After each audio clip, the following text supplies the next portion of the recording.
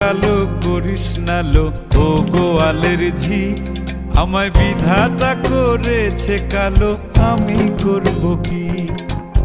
এক কালো যমুনার জল সর্বপ্রাণী খায়, আর এক কালো আমি কৃষ্ণ সকল রাধে চাই। এই কথা শুনিয়া কানাই বাঁশি হাতে নিল, সর্প হয়ে কালো বাঁশি রাধেকে দংশিল। ডান পায়ে দংশিল, রাধের বাম পায়ে ধরিল। মরলাম মরলাম বলে রাধে জমিনে পড়িল।